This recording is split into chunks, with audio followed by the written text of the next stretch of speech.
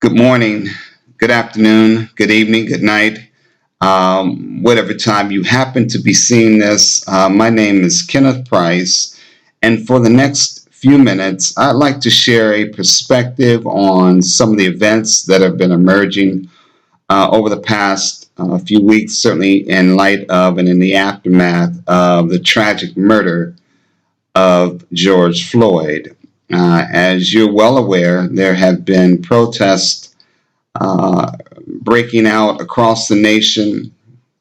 There's been protests across the globe around this event, which really is a culmination of years of injustices and years of the trauma that African Americans have experienced in our nation as relates to police brutality and our nation's inability to date, at least, to deal with that in a substantive way. Although there have been measures, the measures have been um, weak in some respects and have avoided the major interventions policy wise that need to happen in order for us to effectively deal with a problem that is as old as slave catchers. Anyway, I'm hoping that what I'm going to share in a few minutes, and it won't be overly technical or anything, but I want to share just some thoughts. And I want you to consider this in terms of how do we go forward in a way that is going to be meaningful, substantial, ways that people, African Americans particularly, will see that this moment is not lost and that we are actually transforming the nation in ways that are measurable. And I want to talk about what it means for our nation and what it can mean from specifically a racial standpoint. But before I do that, one of the things I want to share is that if you look at Edward Gibbon's writings on the Middle Ages, and this is all going to make sense in a minute, one of the things you'll find is that during those periods, one of the leading, if not the leading area of study in higher institutions was the study of rhetoric. Rhetoric being the written and spoken word and how to effectively use that, oftentimes in a judicial sense, but also just in terms of communicating ideas and selling those ideas in the public space. But rhetoric was extremely important back then, and where we might think, looking back on that period, that it might have been science or some of the other things. Actually, some of the great thinkers, even those thinkers that went into other professions, they actually studied rhetoric. They had whole schools of rhetoric. Now, when we reflect on the Middle Ages, even the darker sides of it with feudalism and so on, but we reflect on it as really being the launching of Western civilization. And what we mean by that is much of our culture comes from that period in the pre-European period. And we've carried over that in what we see in countries throughout the world, actually. So when you're talking about czars, that czar thing came out of that period. When you're talking about Caesar, for instance, the Caesars of Rome and so on, that's really where the czar concept came from. When you're talking about the Senate in the United States, the Senate came from that government structure that occupied Rome and that controlled Rome, that managed the Roman Empire. And so we get the Senate from that, and just a host of other things. And so that period actually largely defined not only the culture of the West, but some of the structural things that we see inside that culture. But specific to what I want to talk about today is this issue of rhetoric. Rhetoric is still studied in our nation, and if you think about it, many of the ideas that we espouse come from a rhetorical foundation. So when you hear us talk about the great themes of our country, whether they're actual or mythical, they do embrace this ideal of rhetoric: freedom and justice for all, religious liberty. These are all terms that are rhetorical in nature. And in some cases, they don't exist in actuality, but it is the power of rhetoric to convince the larger citizenry that these are the things we hold our that reflect our values and our principles. Again, whether they are an actual practice from an operational standpoint, is that how we operate as a country or not? We at least hold these things up high and we share them internally and externally. So rhetoric is important. Now, the reason I bring that up is we are now facing a period where one of the new rhetorical themes, one of the new rhetorical phrases that we hear is Black Lives Matter. Obviously, I'm African American. I do have Caucasians in my family, and I embrace that. But for the most part, our family is of African descent.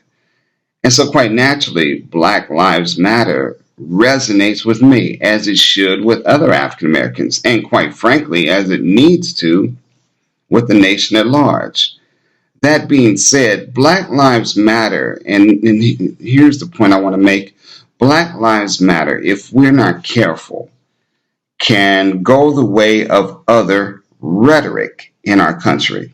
And we have, if I were to begin listing out just the ways that we think about ourselves as a nation, they're largely in those terms. And many of those terms are mythologies. When you hear people, for instance, say that we're a nation of immigrants, that's rhetoric. Factually, historically, we know, in fact, that we're not a nation of immigrants. We have some immigrants, but our nation was largely built off the backs of slaves, people, human beings that were chained, transported across the Atlantic, and brought here against their will in what really is a terrorist system. And yet, centuries later, we still rhetorically refer to ourselves as a nation of immigrants. So we have rhetoric throughout our nation, and Black Lives Matter is now becoming a part of that rhetorical tapestry of our nation. So, for instance, Netflix now has a Black Lives Matter collection of films. It's become a part of the popular culture. Now, we've seen this before. Some of you all remember when Kwanzaa was the new kid on the block, and I'm not saying that in any disparaging way. I'm just simply saying it was a new language, it was a new lexicon, it was a new concept to help us focus on our culture, our values, but something that came out of the African tradition now becomes a part of the commercial space within retail stores that sell Kwanzaa items.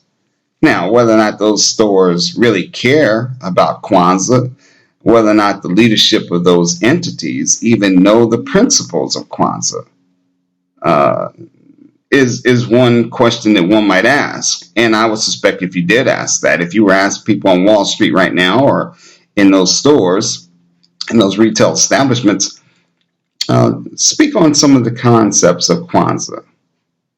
Speak on some of them, and let's see whether or not they actually know them. Not just the concepts, but the words themselves that present those concepts to us. I would suspect most don't. And that's kind of what happens. Christmas, sadly enough, is a part of our rhetoric. Christmas is now time for many to get drunk, to be quite honest, and to just have merry and be merry and, just enjoy life and not have to work. Whether or not people care about the birth of Christ and what he means for our society and our world is another question. It's largely about partying. It's become a part of our rhetoric. Black Lives Matter is at a very critical point We have to understand what is happening so that Black Lives Matter is not simply a part of our ongoing quest for rhetoric to define who we are. Now, I would submit this, that much of what we call the American experiment goes back to that period I mentioned earlier, coming up towards England. Our experiment, as we traditionally think about it, the freedoms of religion and all those things, and not being, managed by an authoritarian entity called a king, and all the things that, all that stuff we wrote in the Bill of Rights and all those things. But I would even say that that reaches further back into a period that I mentioned before, and that is the Middle Ages. The Middle Ages was largely one society at war with another, whether it was Gaul, being France, early France, that was never really taken over during that period, the only society that wasn't at some point, but certainly Rome, both the East and the West of Roman Empire, and you have others. You have the Slavs, and the Slavs, they had their own way of creating tensions in the region, largely through thievery. They would go out and steal from other societies. So it was really just one big ball of warfare, oftentimes to Jesus, where there was a black plague and so on.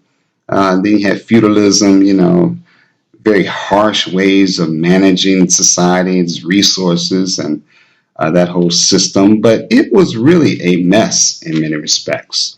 And so if we're looking at the American experiment, we can go back to that and we can ask ourselves, will a nation conceived, as the founders did, to govern itself in a more civil way, in a more enlightened way, in a more liberating way, will that actually work? And that was traditionally the American experiment as we were taught. But I want to offer you a different perspective. We have largely answered that question. Obviously, we had the War of Rebellion. Some people call it the Civil War. But in many respects, we've kind of answered that question. But I think there's a new experiment, and it's really been an experiment that's an aged one, but we've never talked about it in this context. And I would say that the real American experiment is the experiment that Lincoln feared, the same Lincoln that tried to transport African Americans out of this country post-slavery. The same experiment that Marcus Garvey feared, that led him to purchasing 2 ocean liners to try to get people of color, people of African descent, out of this nation. The real experiment that America is left with is, what are we going to do with these people, human beings that we forcibly brought here? We brought them here. We did every conceivable evil to them. We raped their women. We raped their men. We raped their daughters, and we raped their sons. We worked them. We were vicious to them physically. Even the enslaved African that would run away to see his family, oftentimes at the plantation down the road, not simply to escape freedom, but just to see his family. Oh, and yes, by the way, we sold them. We separated them. And this is all on top of a people that we stole their language and all of their cultural foundations, essentially stripped them from where God had placed us. They were employed, but they benefited nothing from the employment. All of the rights that would be given to human beings were withheld and stripped from the African American. The most demoralizing experience, I would argue, in the history of mankind. And not just something that went for a few years or a decade, something that went for centuries. And incidentally, the 1619 is a myth. Is a myth. Africans were here up to 100 years prior to that. And the Smithsonian Institute has done a great work on that piece. But we have now centuries of degradation, centuries of humiliation, centuries of oppression, centuries of taking every aspect of humanity away from these people. And now we say they're emancipated. What happens to them? What happens to them? Well, we have been thinking about this question for centuries, and it's had its dark periods. In fact, I would argue very few periods have been of promise, of any sort of promise. So Taney's Supreme Court, Dred Scott, a black man has no rights that a white man has to honor. That's a dark thing, dark, and yet that became the standard for this nation. When we think about Reconstruction, the promises that were given, Emancipation Proclamation was literally a military document. But out of that, Order Number 15, we were supposed to get the 40 acres and a mule, and that did not happen.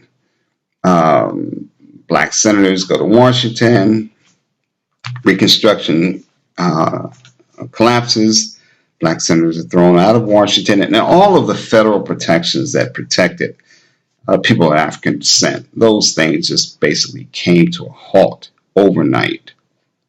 Militia groups grow up in the country with the principal charter to terrorize people of color. Black codes are instituted, and everything from loitering to looking at a white person too long becomes something that is a punitive offense.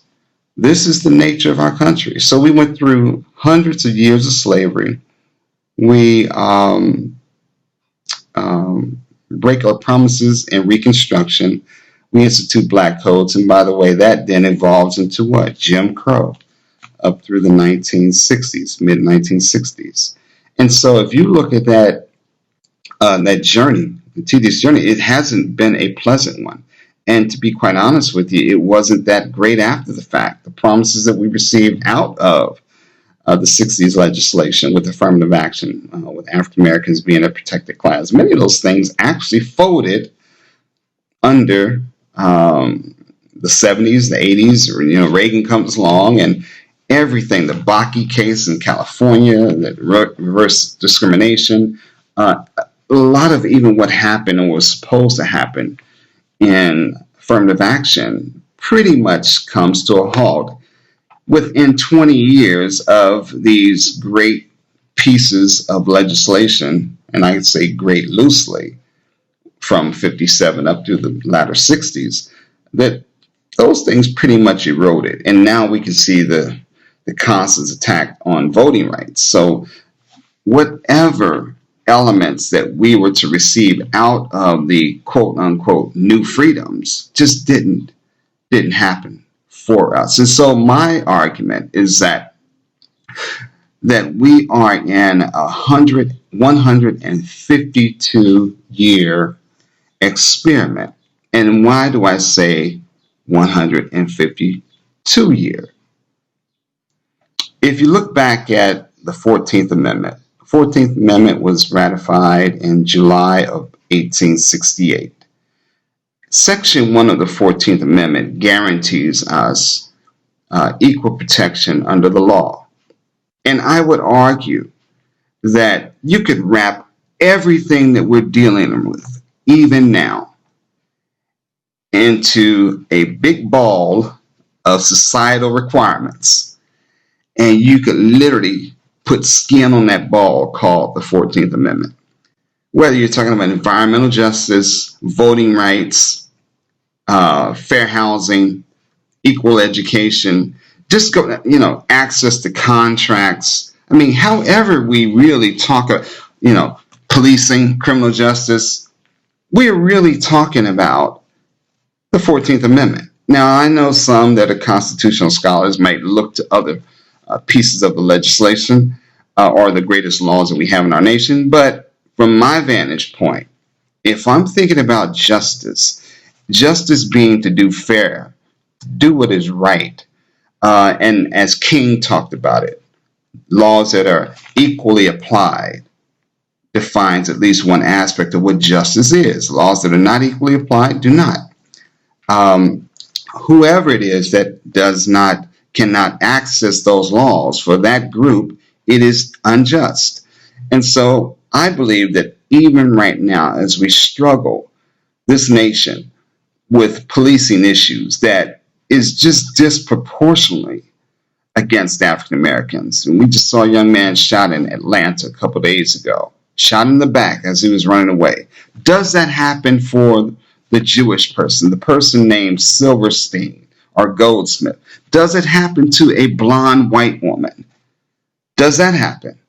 No, we know it doesn't happen. And if it does happen, it is such an anomaly that it is quickly dealt with and it doesn't happen again.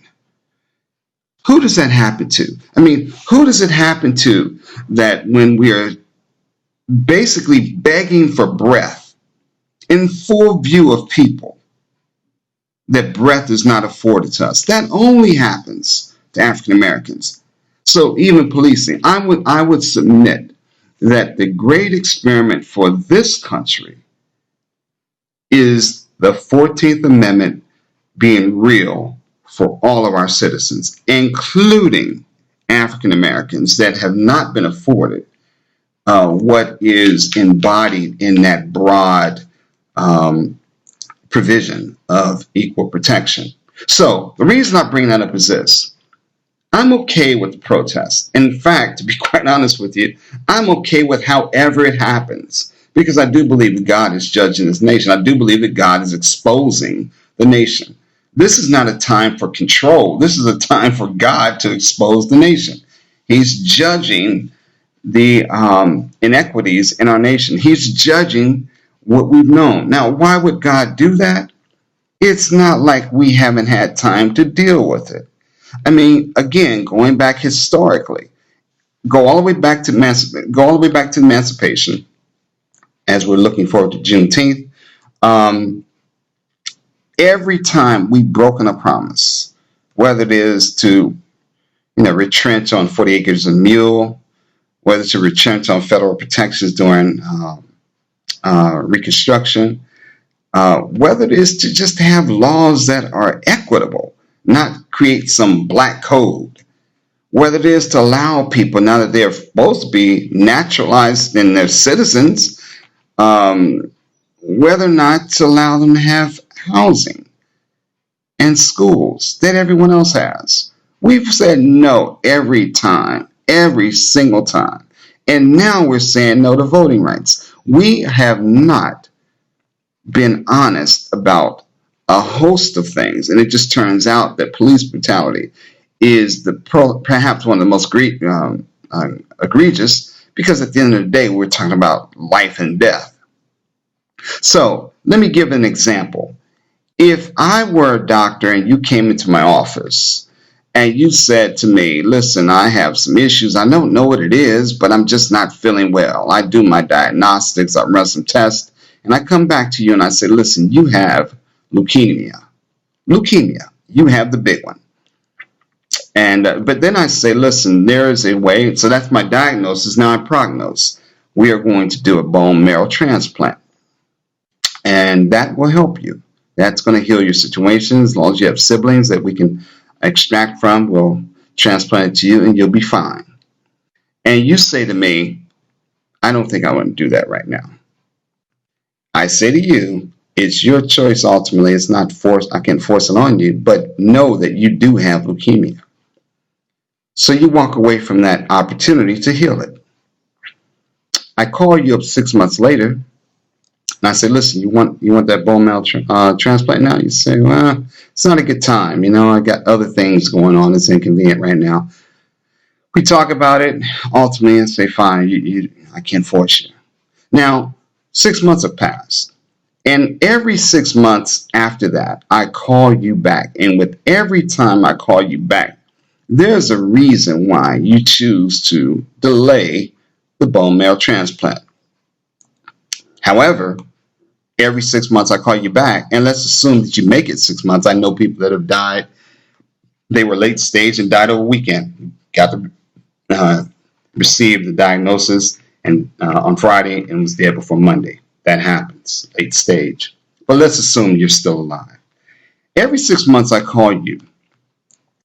You haven't, okay, you choose not to do it, but the implication there is that you're getting worse. You're not getting better. That thing is going to run through your system, and ultimately it will be your demise. But it's your choice. You have the power to do it, but you choose not to do it. And so I call you now 8 years later, and by some miraculous way, you're still alive. But in 8 years, you definitely are now seeing the real effects of it. At some point, that leukemia gets so metastasized that you will not be able to deal with it. You will not be able to. It is now throughout your system, and you're past the point of bone marrow transplant. This is what we've done in our country. We have had ample opportunities to deal with the disease of our nation, and it's called white supremacy. It's been there from the founding. If you go look at the arguments on the floor during the first Constitutional Convention, many of those arguments were around what to do about people of color, about people of African descent. And South Carolina, the same state that first seceded from the nation, was the loudest. It was a very powerful state back then. And so much of the conversation that we reflect back on in that period had to do with us, people of color, people of African descent. We have, from the beginning of this nation, and just had this problem. And we've had chances upon chances to deal with it, and we chose not to. So now we're sitting here 152 years after the 14th Amendment, and that has not even become a reality. It's on paper, but does any reasonable person look at what goes on in our country and say that we've even come close to the 14th Amendment? Scratch the other amendments. Scratch them. I mean, I'm not saying they're not important, but just lock in on equal protection. Tell me where in society you see any evidence of that. And so, if we are going to make Black Lives Matter more than a rhetorical exercise, and I have no problems with the protest, but when the Starbucks, the backpacks, and the lawn chairs, I mean, at some point it becomes a great gathering. And yeah, there might be some things burned up along the way, but listen, here's how we're going to know whether or not the people that are protesting themselves are serious about Black Lives Matter. It's not going to be in the things that make them comfortable. Me holding hands with my favorite Black friend as we drink some Starbucks and sit down on the lawn. That's like, I have no problem with that. But really, this is not a new story. We saw this in the 60s. The hippies, the Woodstock, the love, peace, and everybody's cool. Guess what? Those people in the 70s became the suits that fought against Black folks who wanted construction contracts. They became the same people that resegregated schools by starting parochial schools. These became the same people that went from the urban core and moved their families to the suburbs, and we call that white flight. Those same people came out of the 60s. They came out of the very period where they would go and watch, Jimi Hendrix play and everybody just kumbaya together. Those were the same people in the 70s that launched Ronald Reagan. The same people in the 70s and the 80s that were with Bakke. These were the same people that watched Bernard Goetz shoot, people on the subway who were basically panhandlers. They were the same people. They didn't just crop up out of anywhere. They walked with us in the 60s and had a great time. But then came the realities of equal protection in employment. Then becomes the reality of equal protection vis-a-vis affirmative action in admittance to predominantly white institutions. So now the blonde-haired, blue-eyed white boy now has to compete, and he might or she might see some folks that look like me in law school with him, or in B school, wherever, engineering school, that couldn't do it before. I'm saying to you folks that the very people that are marching now, they don't feel the impact, the broad implications of the 14th Amendment, equal protection. But when they feel it, the discomfort comes. Well, I didn't know if it was going to be that way. Remember that in the mid-70s, it wasn't the folks in Mississippi, well, although it was, but who else joined the school segregation movement? It was folks in liberal Boston. It was folks in these liberal Northeast states and all throughout the Midwest. Remember the iconic photo of the white man in Boston? He takes a U.S. flag, speaking of the honoring of the flag. You know, he's got a flagpole and he's trying to gouge, basically, this African American. I mean, this is the nation's history. And so these same people in Boston, oh, they might have been down with desegregation, as long as we're talking about them backward folk in the South. But then when busing comes, forced busing comes to the Northwest or to the North and Midwest, all these New England states and so on, then all of a sudden desegregation is not such a great thing. And now we need some parochial schools. And now we need to go against busing. We need to do everything that the South was doing. I'm saying, folks, that it's not good enough for us to settle for marches and mantras like Black Lives Matter, as much as that means to me as an African American. And listen, I've had guns at my head. I know what it feels like, and not just one time. I was almost killed twice, and neither of them had to do with committing any crime. It happened in different contexts. It would have been a mistake, obviously, but it's the kind of thing that when it happens to you, you just don't forget it. People can, at some point, see the injustice in that. They can see the injustice of what happened to George Floyd. And they will go to the street and they will march. And they need to march. But if you think that the same people that are on the street, in those numbers, by the way, are going to be there when we began to talk about the 14th Amendment and apply it to every aspect of our lives, you're going to lose some of those people. You can expect that to happen. But it is important for us, particularly as African Americans, that we not get caught up in the romanticism of the movement, the romanticism of meeting in a park, the romanticism of singing a song together, the romanticism of painting a street, the romanticism of putting together whatever symbolisms we create to reflect the spirit of what is happening. We can explore that, we can participate in it, but it cannot and should not define what we're after. And ultimately, I would argue that we're after the realization of the promises of the 14th Amendment. If you don't look at anything else, think about that, because equal protection it permeates every aspect of our lives. Where you live, where you work, where you worship, maybe not so much that, but in fact, in some sense, I can argue that point too. But nonetheless, all of the things that we call societal elements, we can think about it through that 14th Amendment, Section 1.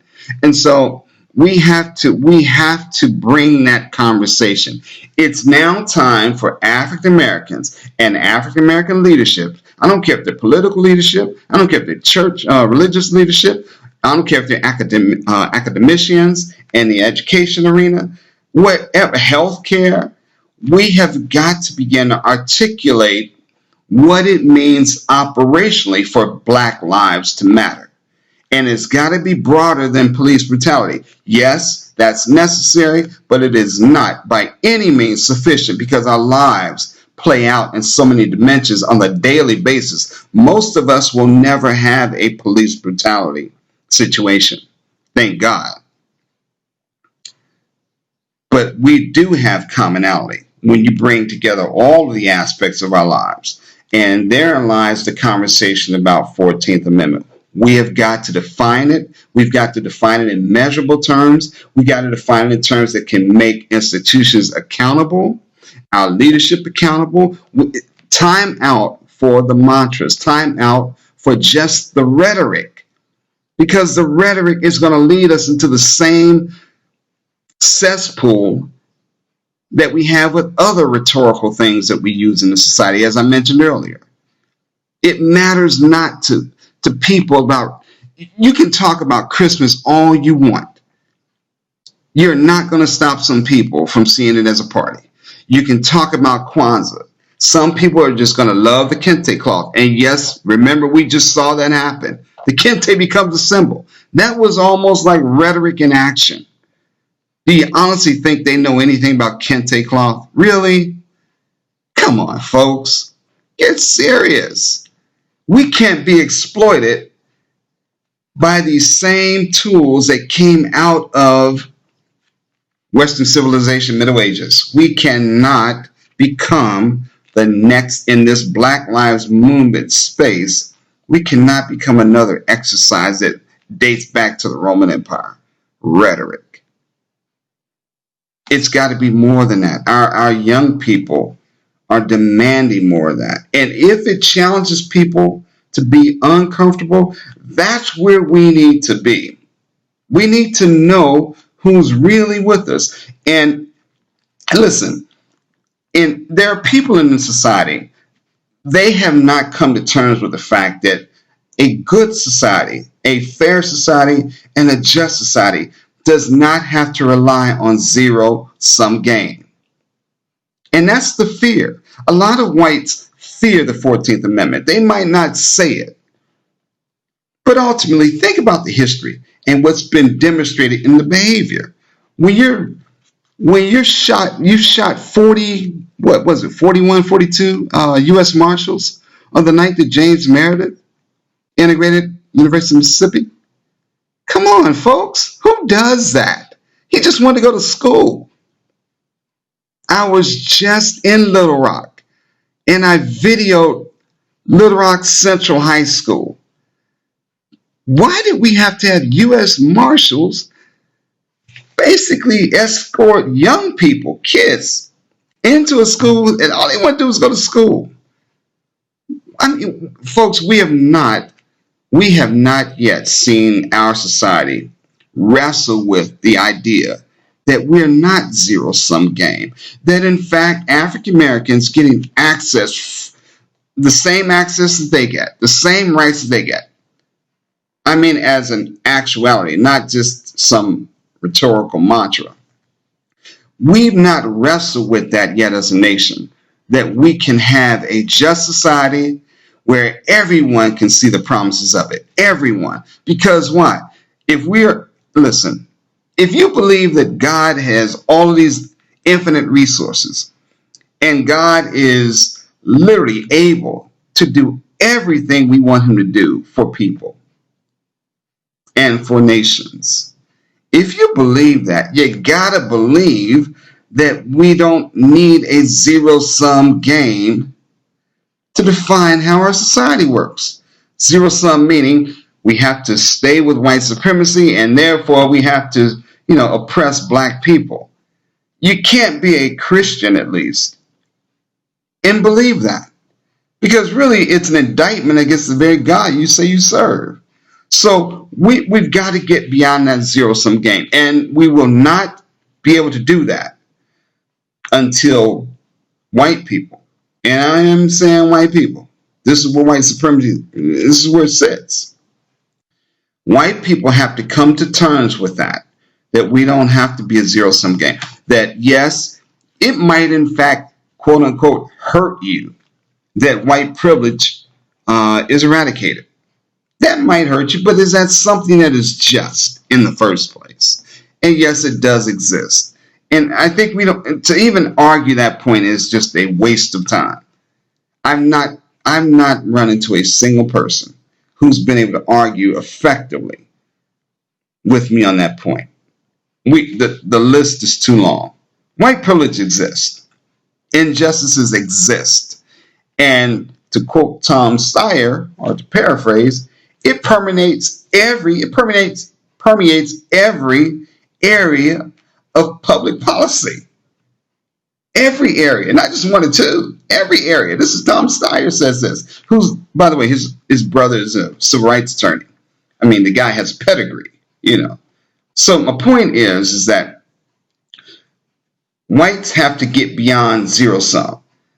They have to get beyond that. The fear of the 14th Amendment being real is largely the fear of how resources are allocated. Zero-sum game. You win, I lose. I lose, you win.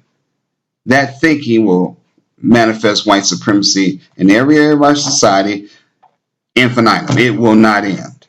So you might want to be out on the streets with the Starbucks coffee, and I hate to use the word Starbucks, but you know my point, in the lawn chair. You might want to paint some murals. Yeah, okay. And in fact, I want the statues down, the Confederate statues. I mean, why are we celebrating traitors? I mean, that doesn't make sense. But let's be clear. That's one form of white supremacy. It's symbolic, it's visible, but it is nowhere near the depth of and the breadth of white supremacy. That's just a symbol of it. Just because you take down a statue doesn't mean that you're down with equal schools. You know, a lot of these things came up out of Brown versus the Board in 1954. So yeah, you can take the statues down, but that doesn't mean you are down with equal education, equal resources. Doesn't mean that at all. It just means you took down those symbols. See, we have levels of white supremacy. You got what I call the hard races. They will, you know, do the whole skinhead Klan thing. And actually, that's not even hard because they're hiding most of them. But relatively speaking, that's the hard races, right? They're the ones that you have to really worry about on the police force. But just because you have a black friend and you want to tear down some Civil War statues, that's not the extent of being just. We have levels. And our job as African Americans is to really bring the country into the depth of what justice means at its core, at a spiritual level, at its core. What does it mean to be fair to all mankind? Now, Reverend King saw that. If you read the letter from the Birmingham jail, he saw that in a context that is theological, where man's code comports with, reflects God's code. That's where he received this concept of justice. It was theological. The 14th Amendment is a secular version of that in many respects. It's a secular version. So for you all that call yourself Christian theologians, and you read, you know, Micah, and you read different, you know, scriptures that talks about justice, and you don't embrace in an operational sense, in its full capacity, the 14th Amendment, you're basically a hypocrite. You're not a kingdom dweller. You're an imposter. And you're actually hurting the kingdom. I don't care what your name is, and I really don't care about how large your church is. You're a hypocrite. You're hurting the cause of Christ. You're not walking in the spirit, in the mind of Christ. And I really could care less about what TV network you're on. That doesn't matter to me. It's hypocritical to say that you embrace justice in the Bible, but you don't embrace the 14th Amendment. And you come, and here's the thing. We come up with all kinds of ways to hide our injustice. We rationalize it. I mean, reverse discrimination was a rationalization of injustice.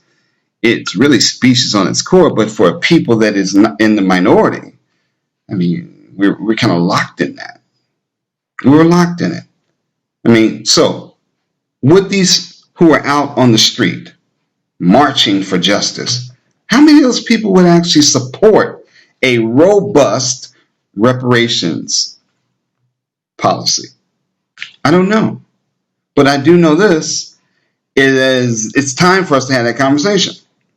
We can't get caught up in, the theatrics without saying to that person next to you, what do you think about reparations? You'll hear what people are really thinking about Black Lives Matter. My point in this is, and I'm going to end in this point, that Black Lives Matter cannot be rhetorical only. It's a way to introduce the operations of the 14th Amendment. How do we play this out in modern day life?